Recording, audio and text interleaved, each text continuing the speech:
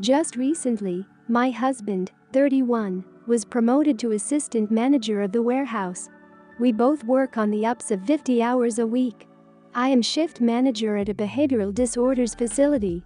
Both jobs are very hands-on and strenuous. Since his promotion, he has developed an entirely different attitude. Extremely entitled and, dare I say, rude as all hell. He is always boasting and bragging. This has been going on for 3 weeks. So, some examples are as followed. On his days off, he wants the house to be radio silent. If our 4-year-old wants to play, he tells her to stick to her bedroom because he needs peace and quiet after working so hard. If I make our daughter lunch, he will immediately say, "Where's mine?" He asks me to grab him things damn near constant, all hours of the night. He expects nightly back rubs, but if I ask, he will scoff at me and say I worked all day, even if I had as well.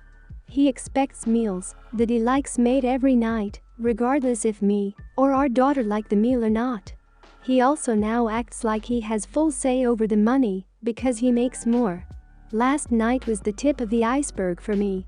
Before this, I let a lot of crap slide because it was a recent promotion and hell, he's excited. So, I get it.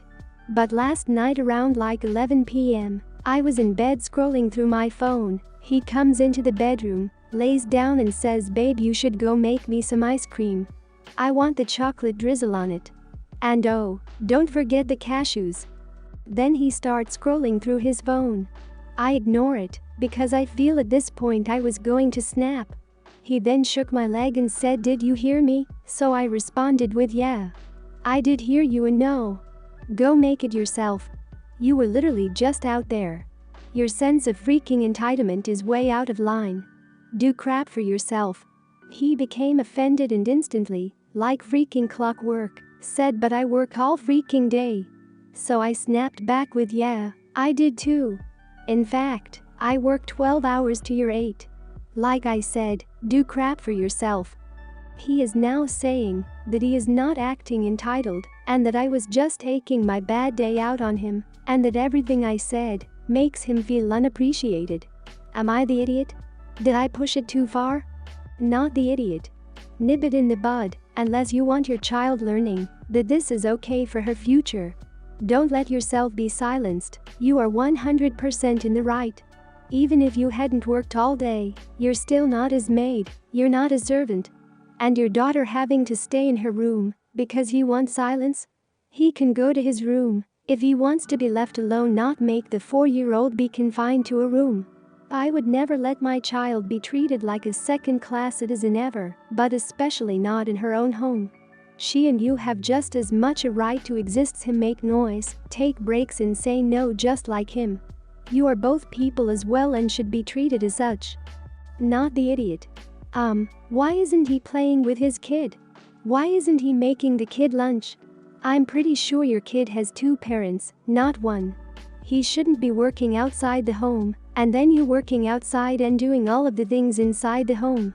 Let him know that, if he wants to, you do more than 50% of the household tasks, including all of the childcare, meal planning and cooking, cleaning, and shopping. He needs to make enough money for you to stay home.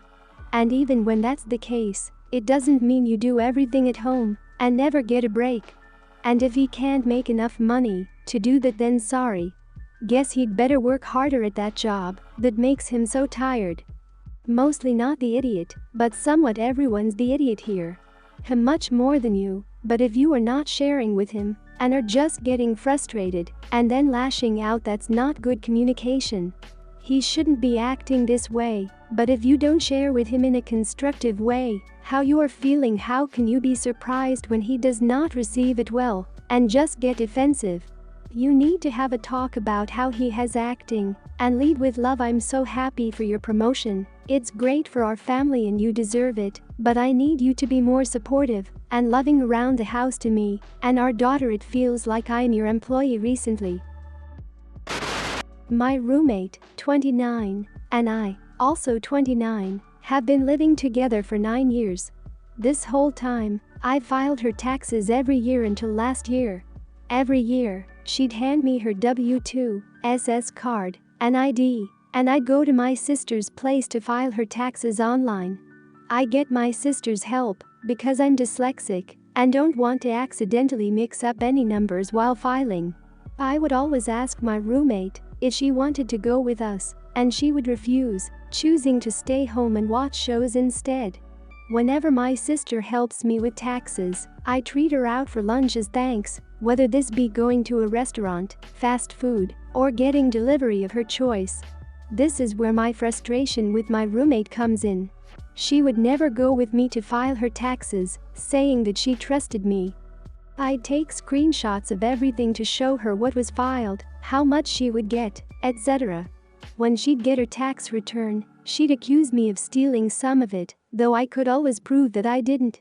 She never pitched in any money toward treating my sister out for lunch as thanks for her help, but would also get mad if we didn't bring back food for her. So last year, I told her that I wasn't going to do her taxes anymore. She whined about not knowing how to do it and being too anxious to go to a professional.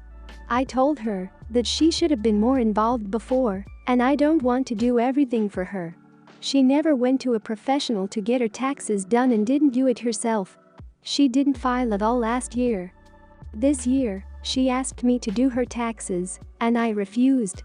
She started crying and said that I'm ruining everything by not helping her.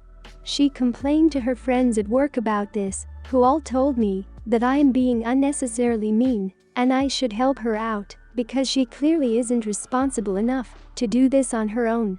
They told me that she's still young and shouldn't have to worry about it so much. But she and I are literally only 3 months apart in age. She has not filed yet this year, and I'm being told that I'm an idiot for not helping her because she's too anxious to get her taxes done professionally and too insecure to do it herself. At this rate, she may not file this year too, and only my sister is on my side in this. I have really bad social anxiety about seeing a professional, and that's partially why I do my taxes myself with my sister's help, so I understand being anxious, but am I really the idiot for not helping her? Not the idiot. She's 29. She should be responsible enough to do her own taxes, and it's shocking that people are enabling her like this. She could go to your sister who has in fact been doing her taxes all this time. This reads as her acting like a child to get out of adult responsibilities, and good for you for putting an end to it. If she hadn't been a jerk to you when you were doing her taxes for her, maybe she would still have your help and would have learned how to do it, but she burned that bridge and now she needs to be an adult and own up to her actions. Not the idiot. When I read clearly isn't responsible enough to do this on her own, I went back to look at the ages because I would imagine her being 20 or something. She's 29. 29. I'm sorry, but in this case she needs the sink or swim method. Not everybody is obligated to help you. And she clearly thinks she can throw a tantrum and people will give her what she wants. You did her a favor doing it for her, but she can't say she trusts you and turn around and say you stole from her. Nope, that service is gone for good. She's digging her own grave. Stick to your guns and don't let her manipulate you into doing it. Not the idiot. You gave her plenty of notice. And unless she has some sort of learning disability or mental impairment, she's not too young to do her own taxes. I've been doing mine since I was 18, and you've been doing both yours and hers for years. She's an idiot for trying to guilt you into doing a free service that you've never been obligated to do, without even offering any compensation. Unfortunately, I'd suggest keeping in mind that you might, eventually, end up needing a new roommate, though. If she's going around bad-mouthing you in public, she might not get over this. Sometimes being right, which you 100% are, isn't really worth the effort. Let me give you the relevant background. Me, 32, and my twin sister have a great uncle. He and his husband are child-free, and we are the only kids in the whole family. When we were high school freshmen, he sat us down and told us that he would like to leave his practice, orthodontics, to us if we want to. I agreed and worked hard for it. My sister, on the other hand, always wanted to be a homemaker. Nothing wrong with that. When we were accepted to college, he paid for mine and gave an equal amount to her, that she used on a big wedding and a grand honeymoon. Her husband has a great job, but they have always been deep in debt because they like to keep up with the Joneses, new car each year, grand vacations, kids in private school and a ton of extracurriculars. 2 years ago I finally was able to join my uncle's practice, so he transferred everything to my name and left his huge paid-off house in a gated community to my sister. Then he and his husband moved to Florida to live the life. It was just bad luck that a few months later COVID hit and the practice started suffering. And that's when my sister started on the gloating about how she was the smarter twin in the end, how she ended up with a paid-for house and a great family, while I was an old maid with a worthless practice. I ignored her remarks the same as I have been doing for years. Then restrictions eased, and I started making money. I just bought a condo and a Tesla. 2 days ago she visited me, then she asked me for $20,000. Apparently they took a mortgage on their house because her husband lost his job, and now they are behind on their house payments, car payments, all the bills and the kids' tuition. I was sympathetic, offered to help her budget, said that if they gave back their cars I could pay the difference and get them a used one. Also, that I would get them current on essential bills and get them food, but that was that. She got angry, said I was a bad sister, and that I was lording the fact that I was a successful doctor over her, that I wanted to see her brought low. I couldn't accept the disrespect in my own house, so I asked her to leave and to only contact me when she was ready to apologize and act rational about her situation. She called me a witch and left. Then she blocked me from everywhere and went whining to our parents. I still think that I am in the right, but I don't want to see my nephews and niece become homeless. So am I the idiot? Not the idiot. Your nephews and niece are not going to become homeless. Your sister may be spoiled, but I doubt she and her husband are dumb enough to not downsize once they realize you're not going to just cave to this thin emotional manipulation, which is some weak sauce. Stick to your guns. You offered logical, reasonable help. When she stopped being twisted about it, you could add that having just gone through a squeeze, you've learned to be cautious, and that includes saving. If you blow it all on bailing them out now and got hit by another economic downturn in a month, you'd all be screwed. 2 thoughts. First, someone looking for money and support will review their options from most convenient to least convenient. When you're asked by someone in a hard position, it may feel like you're the difference between their chance to succeed and their chance to fail. But you're really just the next stop on the list. There was an easier one before you, and there will be a harder one after you. Second, what appears to be a crisis is often the end of the illusion that things were working. It's rare that someone is actually in a situation where they were okay before, and they'll be okay after, if they can just resolve one immediate issue. Not the idiot. Unfortunately, this situation is only going to get worse if you try to help at all. Your sister is probably not going to apologize, and even if she does, she's only doing it to try to get more cash out of you. So if you want to support the kids, I guess you'll have to be very careful about what you're willing to do. You could offer to parent in a cheap 2-bedroom apartment, for example. But if you suggest that, they'll just accuse you of being an insulting jerk, so you can't even suggest it. You could try something long-term, like creating a college fund for the kids. My 19 little sister, Violet, passed away from stage 4 medulloblastoma on May 28, 2020 at the age of 9. My cousin, 20, was extremely unsupportive through this time, but still whined for people to feel bad for him because of what was happening in our family. I was always very close with Violet, and her illness and death really broke me. I did everything I could for her, and often found myself being way too hard on myself over the things I couldn't control. A few days ago, my cousin was attending my girlfriend and I's gender reveal party for the baby we're expecting. One of the guests brought me a condolence card for Violet, since she didn't get to visit my family due to COVID. My cousin started whining and complaining about how he never got any "I'm sorry for" losses when Violet passed away. I snapped at him and said that I was the one who had to watch her have seizures almost every day for weeks and not know how to help her. I was the one who had to hold her while she was screaming and crying and begging me to do something to make it stop hurting. I was the one who had to stand outside the hospital room she was screaming for me from and not be allowed to go in. I was the one who laid with her when her head hurt too bad for her to fall asleep.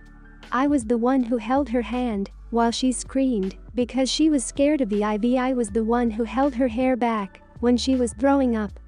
I was the one who carried her everywhere when she was too weak to stand. I was the one who had to shave her hair off when she was so distraught from it falling out. I was the one who held her when she took her last breath. He was the one who called me dramatic and told her it's just hair. He got mad at me and said that she's his family too, and he can feel upset about her passing away too. I told him he can feel bad, but he doesn't deserve anyone's sympathy. My aunt told me that he's grieving just like I am, and that I'm being harsh and need to try to be patient with him. Did I overreact? Was I rude? Not the idiot. You have been an amazing brother. Honor Violet's memories and don't be too hard on yourself. You did much more than many others could. You were her strength, and may you find strength going forward. It won't be easy, my dear friend, but there will come a time when you will be able to remember her without tearing up. It won't be today, it won't be next year, but that day will come. I had a favorite movie my sister and I used to watch and say along the dialogues. I have not had the strength to watch that movie, and it has been 5 years since I lost her. But I know one day I will be able to watch that movie and remember our good times. Violet was very lucky to have you, and she clearly loved you a lot. Not the idiot. My cousin died of cancer 5 years ago. We were both in our 30s, and were both raising our firstborns, several stayed apart. The news of his death, while somewhat expected, hit me like a ton of bricks. I definitely grieve for him. But you know what I didn't do? Whine to his devoted brothers that my grief was unnoticed. That's ridiculously stupid. His brothers were closer and their grief far more profound, so I wrote them notes and supported them as best as I could. Your cousin is being a self-absorbed jerk who wants attention. I think you were incredibly right to call him out. I'd ignore your aunt and keep doing it if he ever tries again. Everyone's the idiot here. He is clearly exhibiting some signs of jealousy over the late Violet or attention behavior. What he did was disgusting. You allowed this to completely derail your and your girlfriend's gender reveal. Like, seriously, the only person I feel bad for in this is your girlfriend, who had to have a celebratory moment for her and the unborn child she was carrying, turned into a pissing match between her boyfriend and his cousin over who is grieving harder. This was not the time nor the place. I hope you don't allow similar situations to derail your baby's birth, birthday parties, graduation, etc.